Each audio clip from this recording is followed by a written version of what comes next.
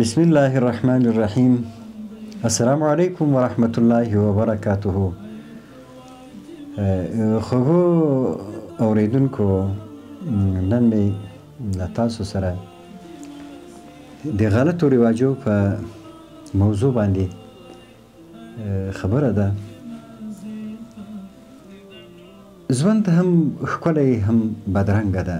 ګورئ تاسې هم دغه ګل ته چې څومره ښایسته ده، هم زندگی هم داسې ښکلې او هم داسې ښایسته کېدونکې ده.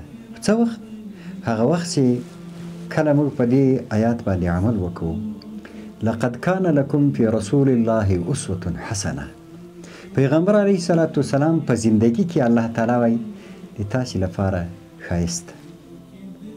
ښکلا د ژوند څه وخت راځي؟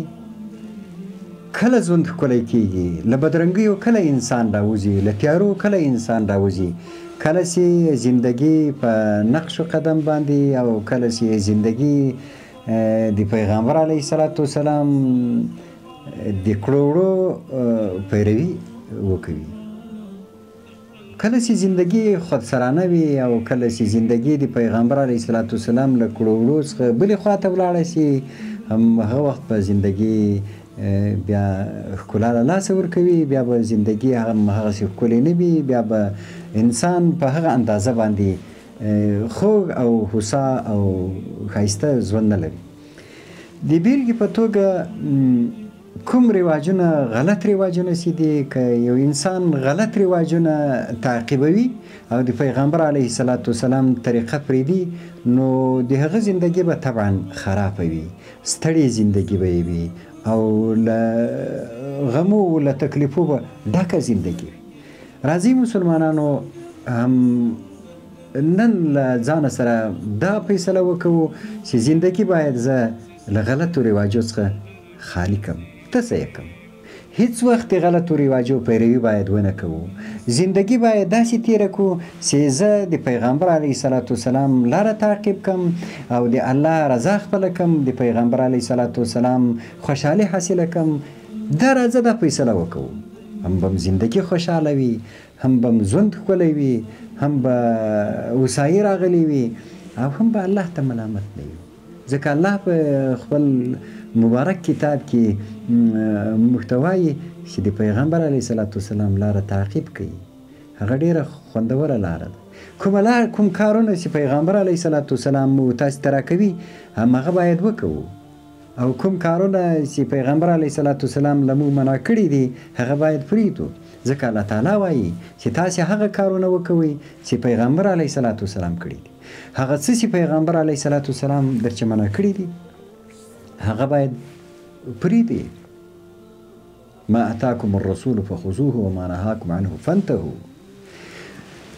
پیغمبر علیه الصلاة والسلام چې کله موږ ته څه راکړي او موږ ته یې څه ویلي دي هغه باندې عمل کوو، او کوم شیان چې یې منع کړي دي په هغه باندې منع کوو، هغه نه کوو. غلط رواجونه د ستړیاو، د خفګانونو، د تکلیفونو، د غمونو، دا یو کور ده، دا یو مور ده د غمونو. ټول تکلیفونه چې په دنیا کې خلکو ته متوجه دي، مسلمانانو ته متوجه دي، انسانیت ته متوجه دي، همهغه دا غلط رواجونه دي. که په ودو کې دي، که په مړیو کې دي، که په خوشحالیو کې دي، که په غمونو کې دي، همدغه غلط رواجونه دي چې مسلمانان یې له ستړیو له غمو سره مخامخ کړي دي. یو څو ورځې به په هغه غلطو رواجو باندې رفتار کول د ټول وخت په غمو باندې اخته. ولې دا کار کوي؟ ځکه خلک به بیا څه وایي. ولې داسې کوي؟ ځکه خو بیا تربرونه را باندې خاندي. د تربره خنده به ښه وي او که د جهنم اور به ښه وي. د تربره خوشحالي به ښه وي او که د پیغمبر علیه الصلاة والسلام خوشحالي به وي. تربره ته بل داسې چاته خار ورکول به ښه وي او که د پیغمبر علیه الصلاة والسلام خوشحالي د الله رضا. لهذا مسلمانانو، موږ تاسې مسلمانان یو، باید د پیغمبر علیه الصلاة والسلام په طریقه زندگی وکړو او له غلطو رواجو څخه صفا او خالصه زندگی وکړو. د ما درته یو غوښتنه ده یو له تاسو سره مې د زړه یو راز شریکوم، یو غوښتنه درڅه کوم چې راځه هم که داسې زندګي تېروې لکه همدا ګل ته چې وګورې همداسې ښکلې زندګي تېروې او ته باید په ټولنه کې داسې ښکلی ښکاره سي. پیغمبر علیه صلات وسلام لاره تعقیب کړه او د پیغمبر علیه صلات وسلام هغه څه چې کړي دي هغه تعقیب کړه. بس همدغه کفایت کوي.